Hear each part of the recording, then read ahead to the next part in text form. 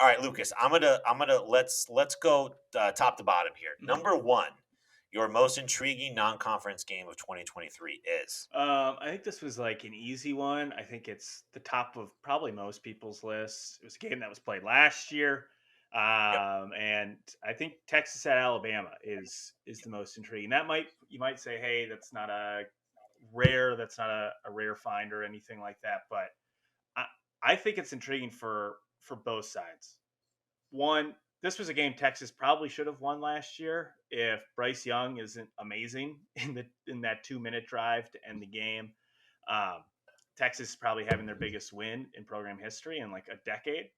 Um, and Texas should be loaded this year. We talked about the improvement that Quinn Ewers looks to have made during the spring game, but they're also returning guys like Jordan Whittington, Xavier Worthy, Jatavion Sanders.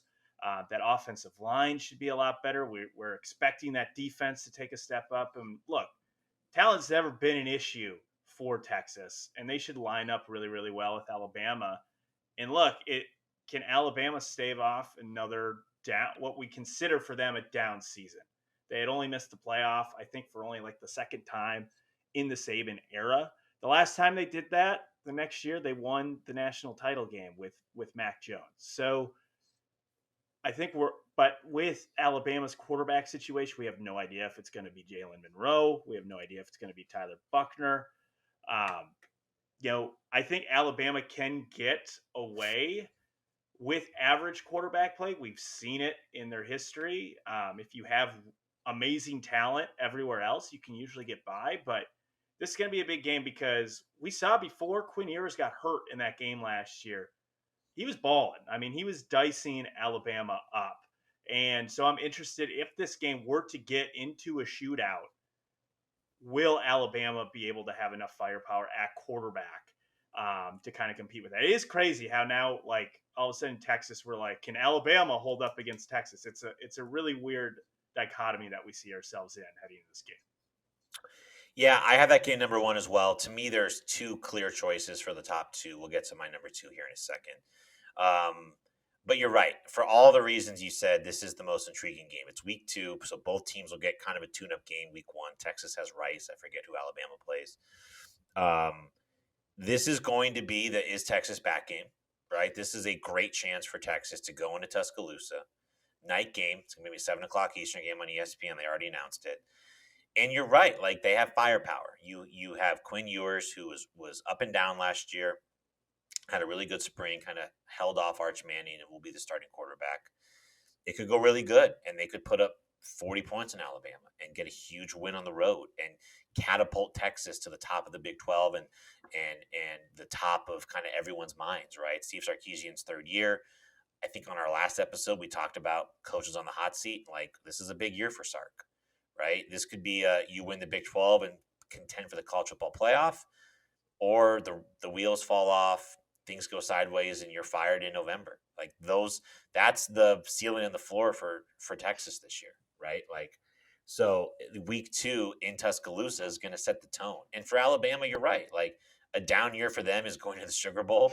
But they haven't won a national championship since the COVID year in 2020. You have uncertainty at quarterback. You have uncertainty at wide receiver. You lose Jameer Gibbs.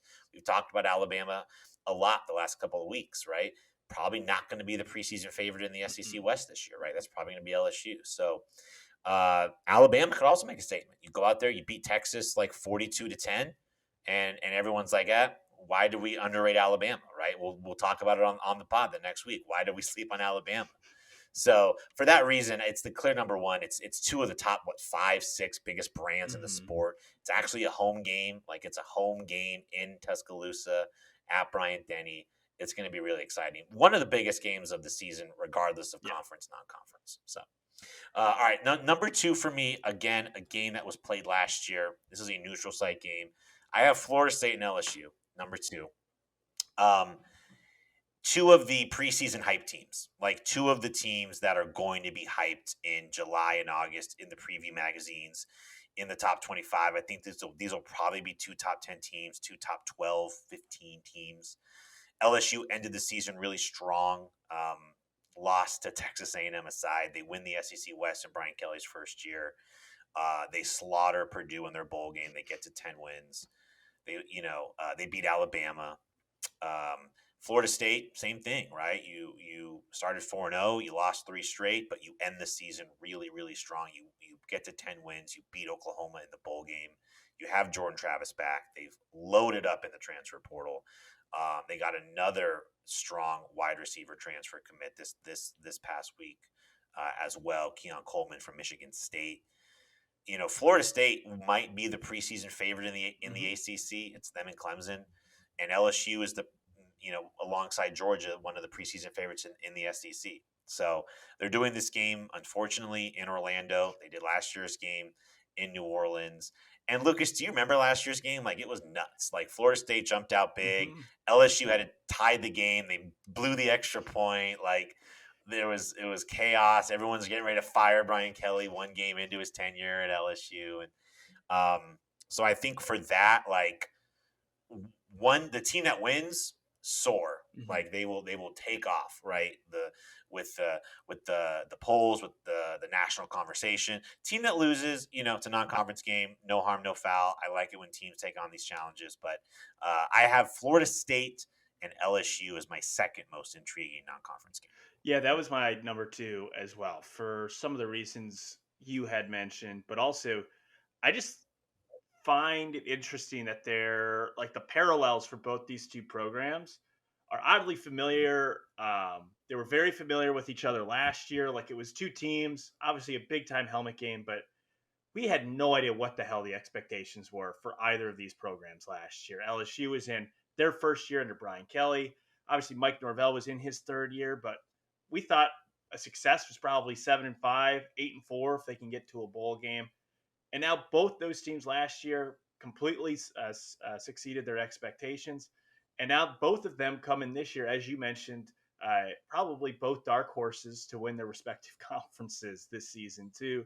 Both have experienced guys coming back at the quarterback position, like Jordan Travis for Florida State, Jalen Daniels at LSU. I'm excited to watch guys like Jared Verse, who last year we had no idea how good he was going to be coming from the University of Albany.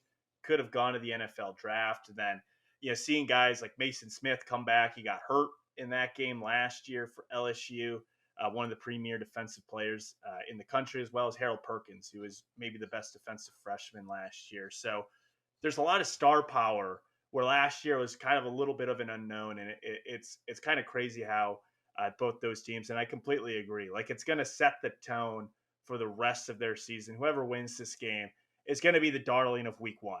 I think, regardless, we're going to do our Week One overreaction shows, and I'm telling you right now, one of them's going to be Florida. Whoever wins this game is winning the national championship because everyone's Yep. going to be so hyped about it. So yeah, that was my number two, especially because whichever one wins, that's such a big win for even if you don't win your conference, that's still a huge win to put on your resume for potentially maybe one of these leagues to try to get two teams in this coming year.